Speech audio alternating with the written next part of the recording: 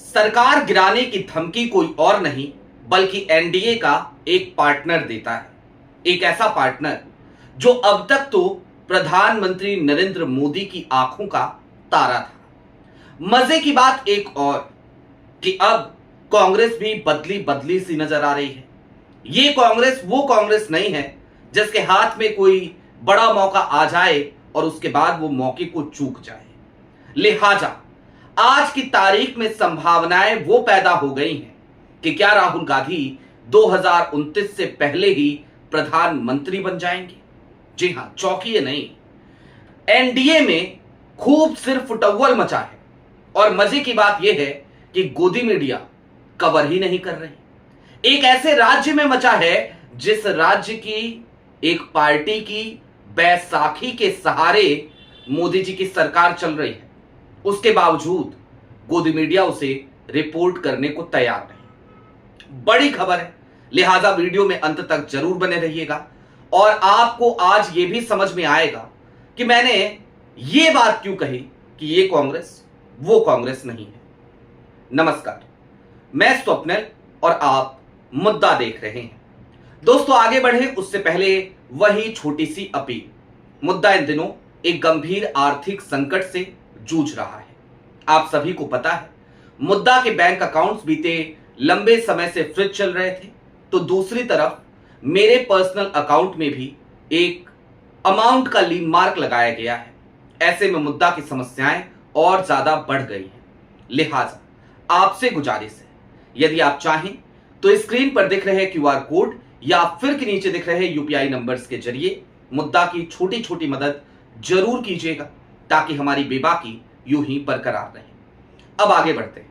कौन सा राज्य है, एनडीए के किस पार्टनर ने धमकी दी है और ये स्थितियां क्यों पैदा हुई, सबसे पहले जरा इस बात का विश्लेषण करेंगे। उसके बाद कांग्रेस क्या तख्ता पलट की तैयारी कर रही है, क्या कांग्रेस 2029 से पहले राहुल गांधी को प्रधानमंत्री की कुर्सी पर बिठाना चाह रही है, इस तरफ भी चलेंगे। लेकिन सबसे पहले जरा समझिए 2024 का चुनावी गणित। 16 सांसद एनडीए के अगर नहीं होते तो क्या होता, 12 सांसद जेडीयू के नहीं होते तो क्या होता, 7 सांसद एकनाथ शिंदे के पास नहीं होते तो क्या होता और पवन कल्याण के पास 2 सांसद नहीं होते तो क्या होता। जाहिर सी बात है, फिर वही होता कि प्रधानमंत्री नरेंद्र मोदी की कुर्सी उनसे छिन चुकी होती।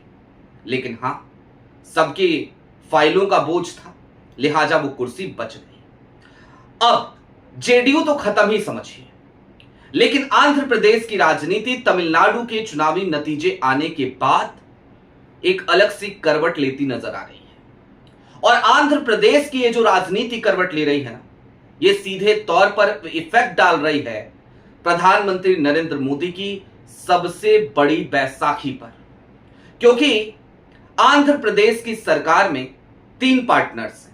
जाहिर सी बात है, एक पार्टनर चंद्रबाबू नायडू की पार्टी टीडीपी है, दूसरी जनसेना है पवन कल्याण की और तीसरी भारतीय जनता पार्टी है। लेकिन पवन कल्याण, जिनका दिल्ली से बड़ा अच्छा रिश्ता है, उन्होंने एक बात बोली। 24 घंटे हो गए, गोदी मीडिया ने अब तक इस खबर को कवर नहीं किया। आपकी स्क्रीन पर डेक्कन क्रॉनिकल की एक रिपोर्ट है। पवन कल्याण wants TDP supports must be mutual, otherwise I will take firm call।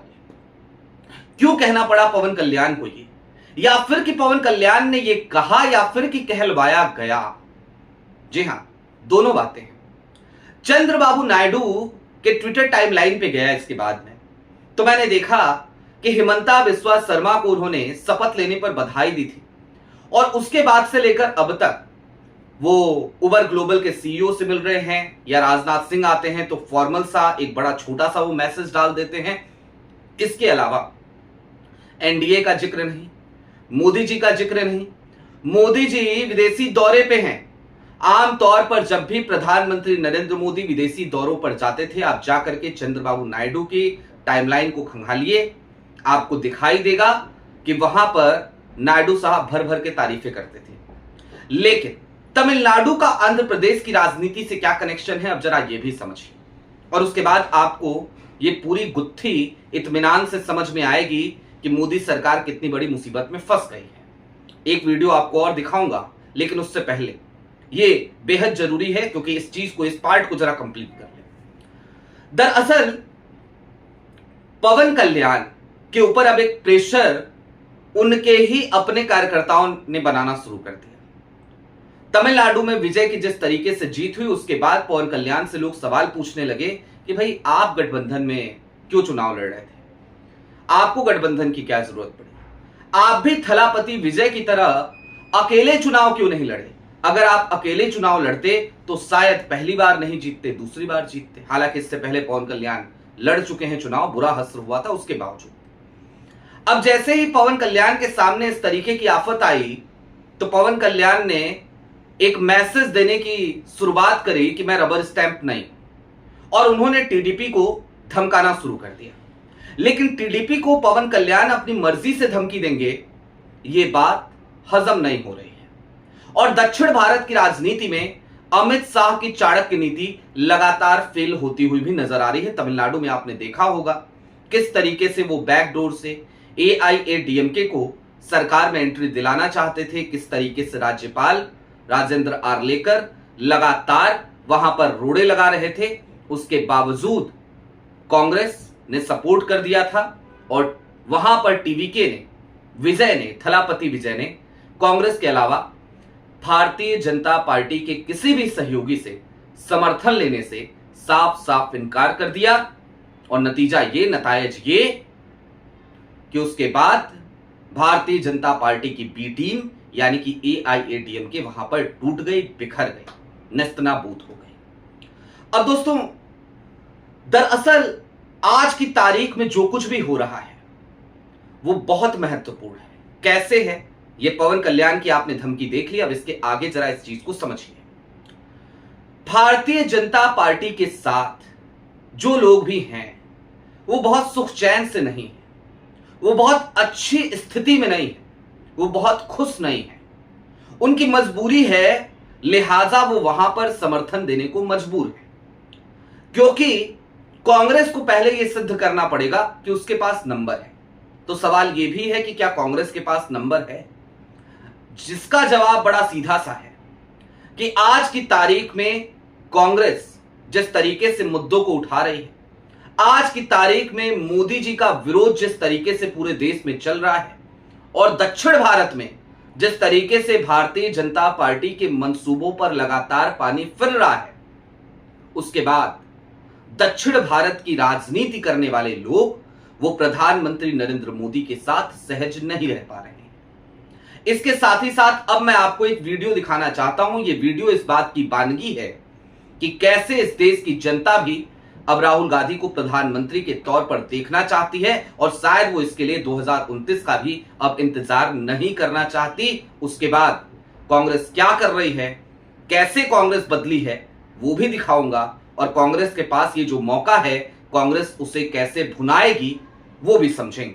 लेकिन सबसे पहले ये वीडियो देखिए। जी हां, आज की ही एक वीडियो है राहुल गांधी की, ब्लैक टी शर्ट, ग्रीन रंग की कार्गो, और उसमें राहुल गांधी बड़े कैजुअल से, और वहां पर देश की जनता चीख कर ये कह रही है, आम लोग चीख कर ये कह रहे हैं, Rahul Gandhi ji, you are our next PM, next prime minister, आप अगले प्रधानमंत्री हो। अब इतना डेडिकेशन राहुल के प्रति इस समय लोगों की जबान पर क्यों है, या लोगों के दिलों में ये ख्वाहिश क्यों है कि वो राहुल को प्रधानमंत्री के तौर पर देखना चाहते हैं, और कांग्रेस बदली कैसे है? नीट पेपर लीक का मसला हो या फिर की महंगाई का मसला, इससे पहले और भी बहुत सारे मुद्दे आए हैं। मसलन मनरेगा को लेकर के जब चेंजेस आए तो उस पर भी कांग्रेस ने विरोध प्रदर्शन की शुरुआत करी थी। लेकिन क्या वो विरोध प्रदर्शन इस देश के कोने कोने में पहुंच गया था? जवाब है नहीं। हमने खुद कांग्रेस की आलोचना करी, हमने कहा कि राहुल गांधी आते हैं, भाषण दे करके चले जाते हैं, बड़ा सा मंच सज जाता है, उसके बाद चार छुटभैया नेता कहीं बैठ करके वो पोस्टर बैनर लगा देते हैं, तख्तियां लहरा देते हैं, और कोरम पूरा हो जाता है। लेकिन इस समय पर नीट पेपर लीक का मामला हो, या फिर कि पेट्रोल डीजल की किल्लत का मामला हो, बढ़ती हुई महंगाई का मामला हो, इन तमाम मुद्दों पर देश के कोने कोने में कांग्रेस आज सड़क पे उतरी है और अकेले नहीं उतरी है, उसके साथ इस देश की जनता उतर पड़ी है। और जब जनता उतरती है तो फिर गठबंधन के सहयोगियों को सोचना पड़ता है, क्योंकि उनकी राजनीति बेहद छोटी राजनीति है। अभी उनकी पार्टियां बेहद छोटी छोटी पार्टियां हैं, बहुत बड़ी पार्टी नहीं होंगी। भारतीय जनता पार्टी का पेट भरा हुआ है। भारतीय जनता पार्टी के पास अथाह पैसा है, गजब का चंदा है, गजब के सोर्सेस हैं और भारतीय जनता पार्टी के पास चुनाव आयोग भी है। लेकिन दूसरी तरफ भारतीय जनता पार्टी से गठबंधन के सहयोगियों को सबसे बड़ा डर यही लग रहा है अब कि भाई खुद तो ये चुनाव जीत जाएंगे, लेकिन अगर हमारी पार्टी को निपटाने पे आए तो कहीं जनादेश की जगह ज्ञानेशादेश हमारे लिए ही ना निकल आए। और अगर हमारे लिए ही ज्ञानेशादेश निकल आएगा तो फिर हम क्या करेंगे? हमारी राजनीति तो धरी की धरी रह जाएगी। लिहाजा पवन कल्याण की इस धमकी को जैसे गोदी मीडिया इग्नोर कर रही है, कवर नहीं कर रही है, उसे हल्के में लेने की जरूरत नहीं है। ये धमकी ये बताती है और गोदी मीडिया का इसको इग्नोर करना ये बताता है कि एनडीए में सब कुछ ठीक नहीं है। आज की तारीख में बैसाखी पर टिकी हुई प्रधानमंत्री नरेंद्र मोदी की सरकार और कांग्रेस का सड़कों पर उतरना, गिग वर्कर्स का हड़ताल कल की तारीख में करना, देश में जगह जगह आम लोगों का पेट्रोल और डीजल की लाइनों में पेट्रोल पंप पे लग जाना, भारतीय जनता पार्टी का झंडा लगाकर गाड़ी पर, उसके बाद भी मोदी जी की आलोचना करना, शिकायतें करना, ये तमाम बातें इस बात की बानगी हैं कि मोदी जी की उल्टी गिनती शुरू हो चली है। आपकी क्या राय है वो हमें कमेंट बॉक्स में जरूर बताइएगा। अभी के लिए दीजिए इजाजत। चलते चलते फिर वही अपील, चैनल पे नए हो तो सब्सक्राइब करते हुए जाइएगा, सक्षम हो तो मुद्दा की छोटी छोटी मदद जरूर कीजिएगा ताकि हमारी बेबाकी यूं ही बरकरार रहे। बहुत शुक्रिया।